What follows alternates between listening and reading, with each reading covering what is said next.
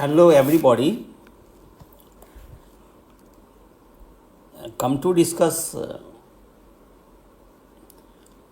surface tension and its application.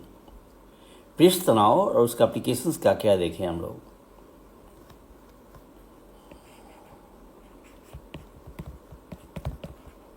Surface tension, ये कहने से ऐसा लगता है कि there are two words here, दो वर्ड्स है इसमें. One surface and next tension. ठीक है. अब इसमें एक और मैं जोड़ देता हूँ, लिक्विड. दरअसल क्या है कि अगर मान लेते हैं कि ये किसी बर्तन में पानी है और इसकी ये क्या है, फ्री सरफेस है. फ्री सरफेस का मतलब होता है कि वह सरफेस लिक्विड का जो एयर के कांटेक्ट में रहेगा, फ्री सरफेस.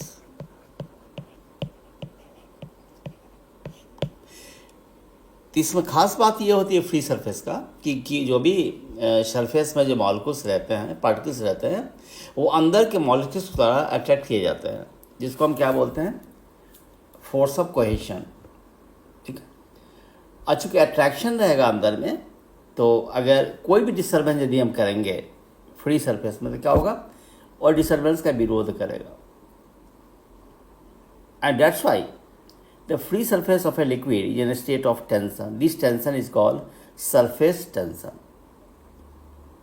इसके अगर हम मैथमेटिकली देखें इसको, तो ये होता है कि अगर T सिंबल दें तो T इज इक्वल टू होगा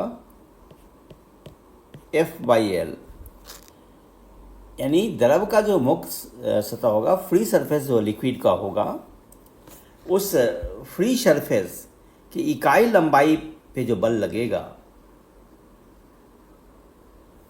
उसे क्या बोलेंगे, सरफेस टेंशन बोलेंगे. तो यहाँ पर क्या है, टी सरफेस टेंशन, एफ क्या है, फोर्स है,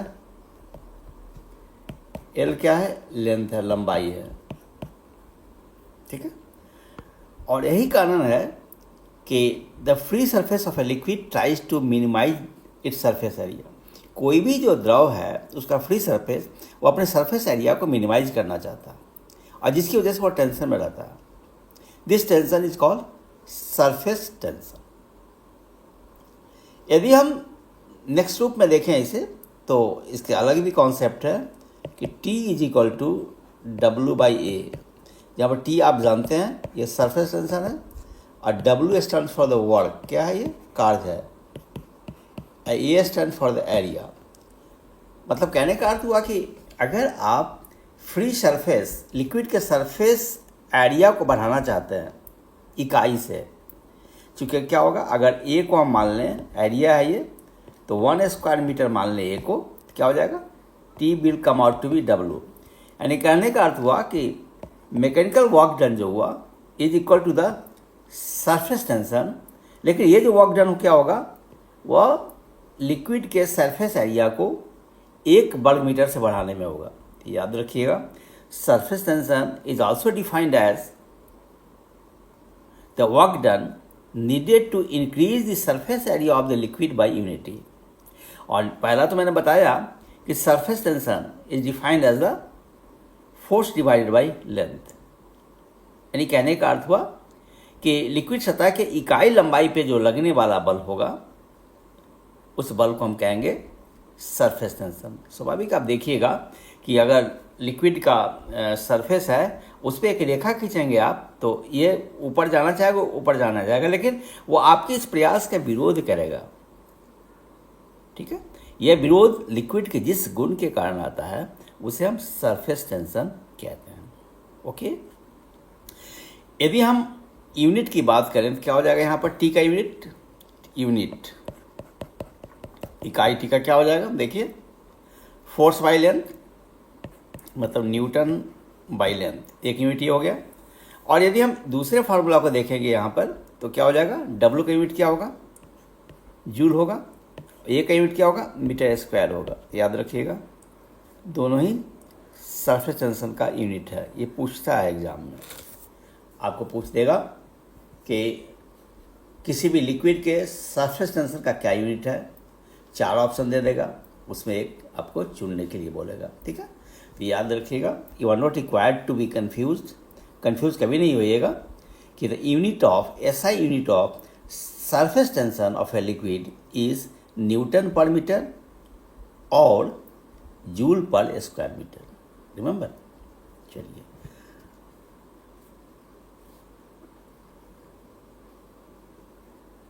अब आगे देखिए कि ये जो हमारा सरफेस टेंशन के बारे में जो चर्चा हुई हमारा, इसका क्या क्या एप्लीकेशंस है, क्या व्यवहार में कहीं ऐसा दिखता है एप्लीकेशंस? चलिए,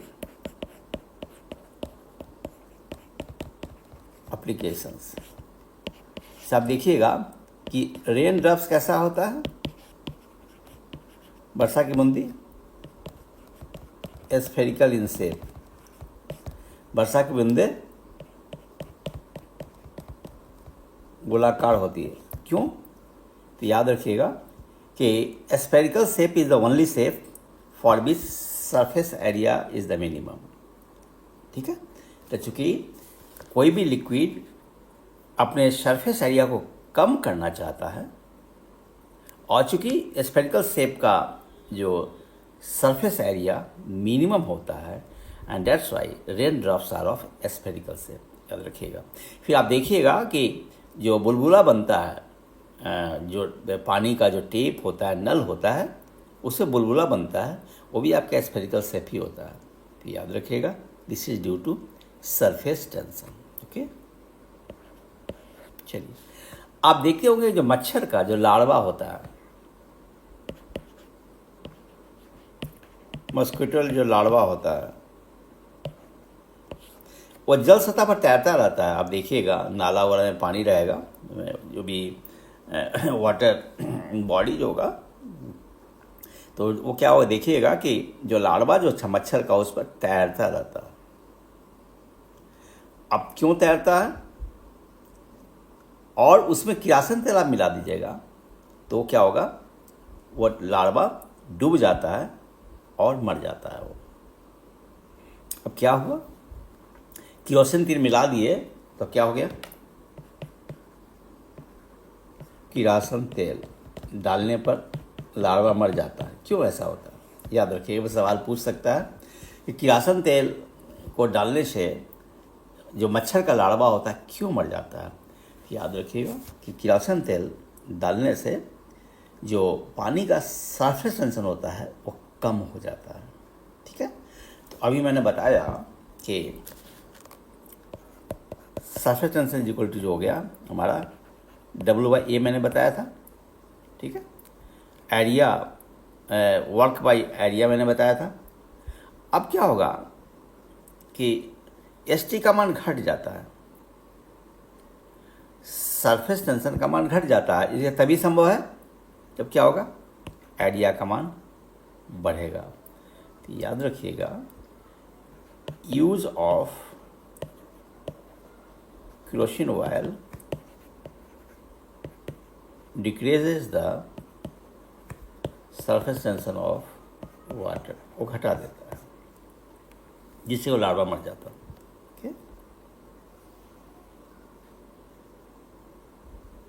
चलिए, नेक्स्ट भी एप्लीकेशन हम लोग देख लेते हैं। ये थर्ड हो जाएगा ना, पहला तो रेन ड्रॉप्स का था, सेकेंड मस्किटो लार्वा का हुआ। अब तीसरा भी एप्लीकेशंस हम लोग देखते हैं, वो ये कि जैसे हमारा जो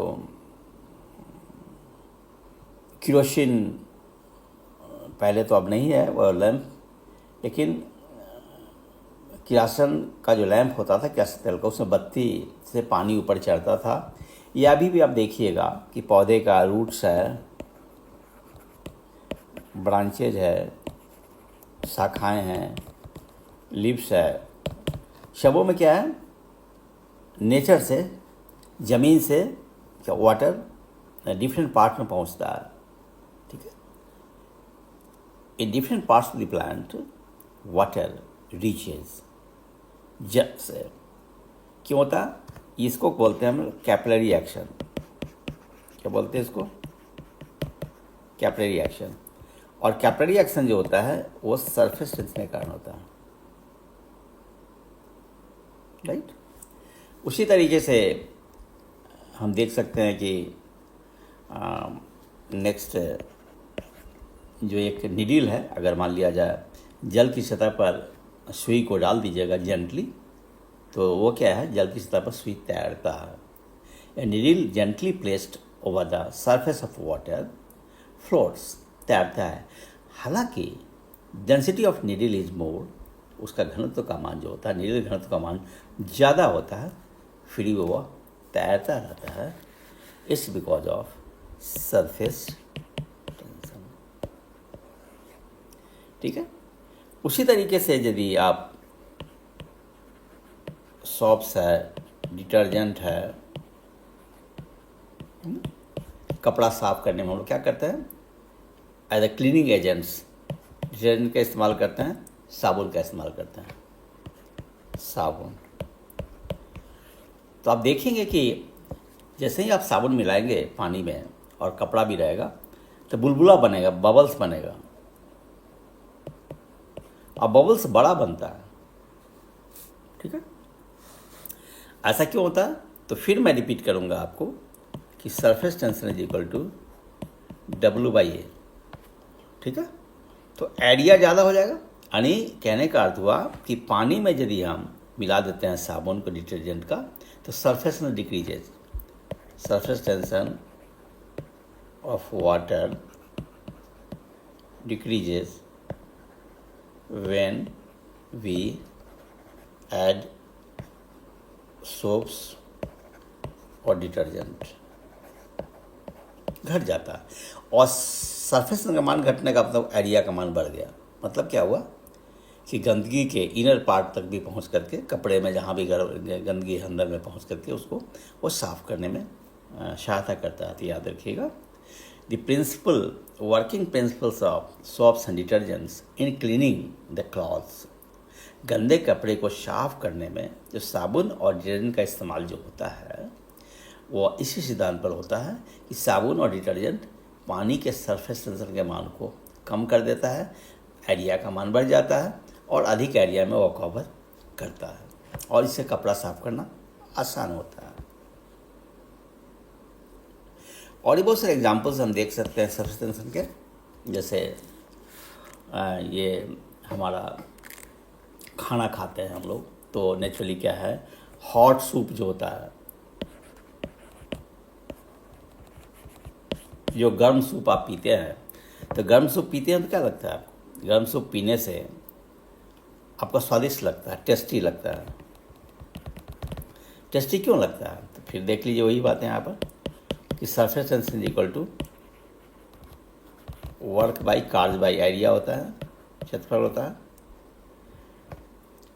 इसको हिंदी में कहते हैं, लिख देता हूँ मैं, पृष्ठ तनाव इज इक्वल टू कार्ज बाई क्षेत्रफल, ठीक है। तो यहाँ पर क्या होता है एक्चुअली कि टेम्परेचर बढ़ने पर सरफेस टेंशन का मान घट जाता है, याद रखिएगा।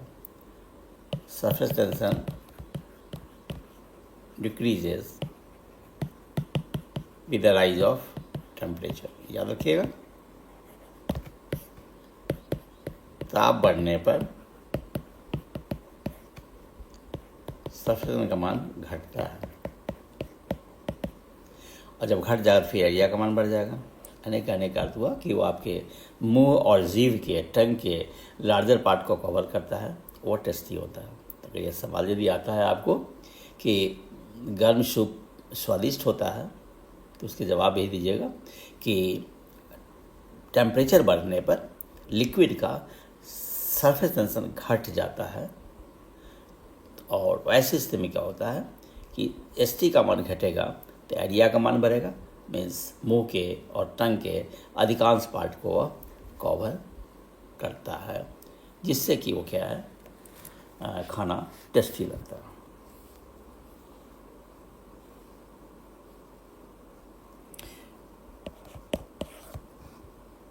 सरफेस टेंशन से जुड़ा हुआ ये कैपिलरी एक्शन है, जिसके बारे में थोड़ी चर्चा ऊपर मैंने की थी। कैपिलरी ट्यूब और capillary action.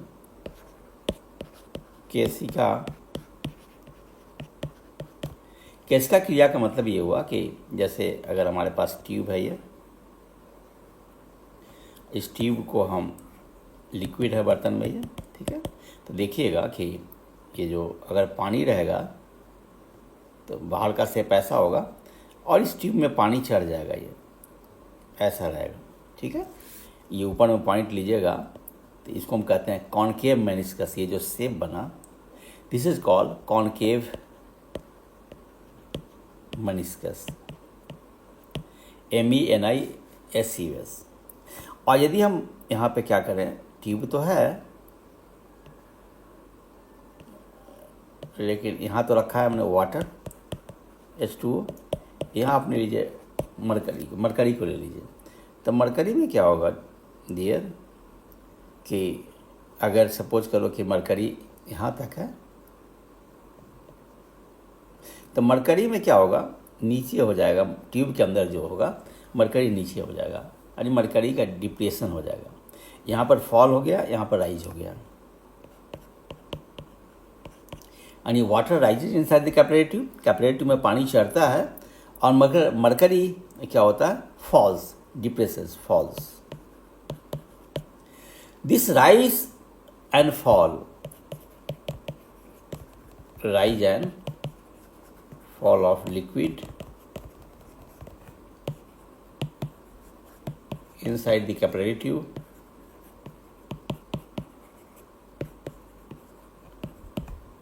is called capillarity। और कैपिलरिटी का कारण भी सरफेस टेंशन ही होता है। जो क्या होगा कि सिमिलर मॉलिक्यूल्स के बीच में जो फोर्स लगेगा, फोर्स ऑफ कोहेशन कहेंगे, और डिसिमिलर मतलब मान लेते हैं कि ग्लास के बीच में लगेगा, वाटर के बीच में लगेगा, उसको कहेंगे हम लोग फोर्स ऑफ कोहेशन। और यदि क्या होगा कि देखिएगा कि अगर ग्लास के संपर्क में पानी आता है तो ग्लास भींग जाता है, लेकिन मरकरी नहीं भींगता। तो फोर्स ऑफ एजेशन का मतलब हुआ कि force between mercury and glass, right. तो ये जो कैपिलरी एक्शन होता है, it is a combined effect of force of cohesion and force of adhesion, और इसका ओरिजिन है वो सरफेस टेंशन है।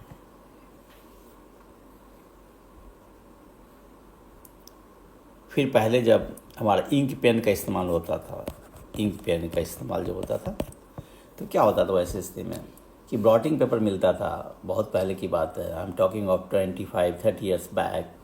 तो ब्लॉटिंग पेपर का इस्तेमाल होता था। ब्लॉटिंग पेपर जो होगा इंक को सोख लेता था।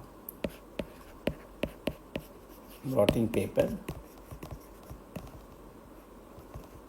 सक्स इंक। उसके रीजन भी वही था, सरफेस टेंशन और कैपिलरी एक्शन। कैपिलरी एक्शन और सरफेस टेंशन। तो आपने देखा देयर आर न्यूमरस एग्जांपल्स हमारे डे टू डे लाइफ में जो बहुत सारे एग्जांपल्स हैं सरफेस टेंशन के, एप्लीकेशंस है, वो आपने देखा।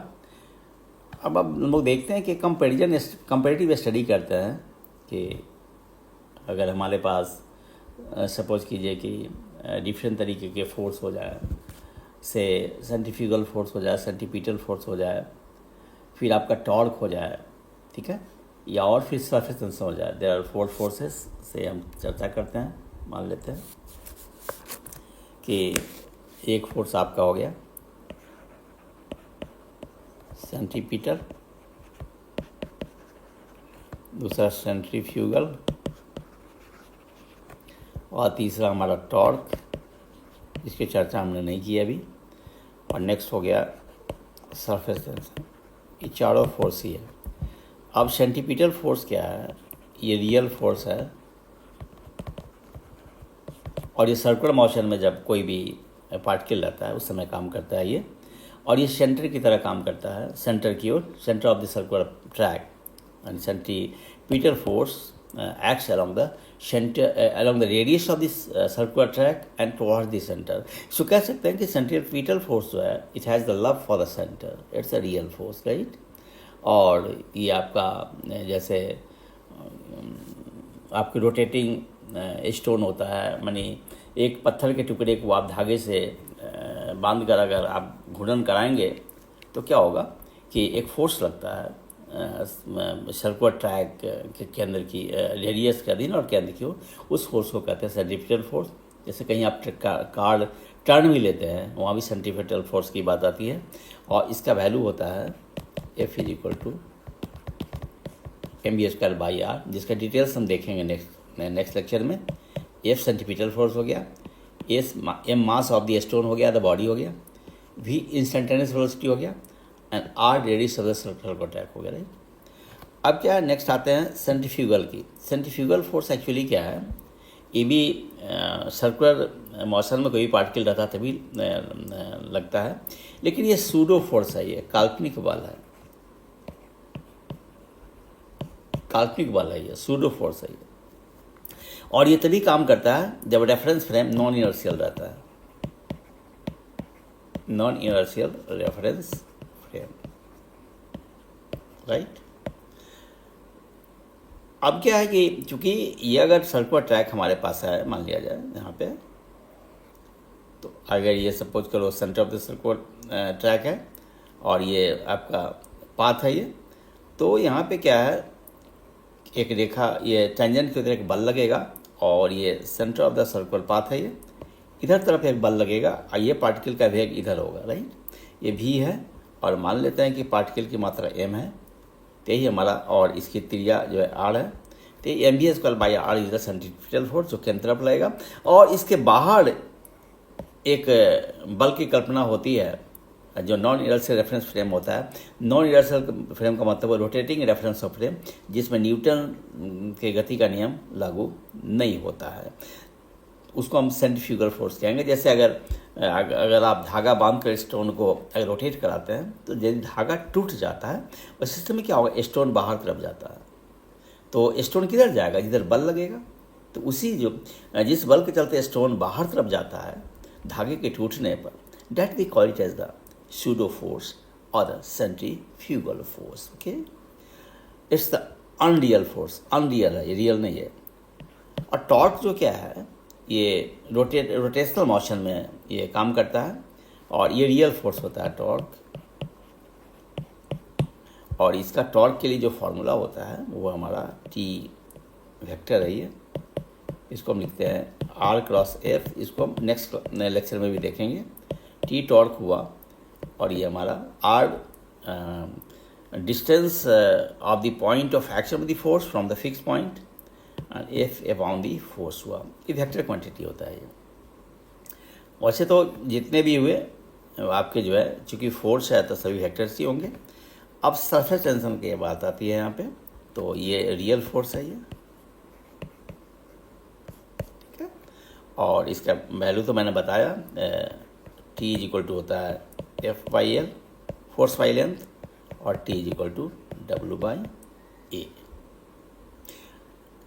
ठीक है। तो ये आपने देखा, एक कंपैरेटिव स्टडी भी देखा और एग्जांपल्स भी देखा डिफरेंट, जो हमारे पास सेंटीमीटर फोर्स है, सेंट्रीफ्यूगल फोर्स है, टॉर्क है, सरफेस टेंशन है।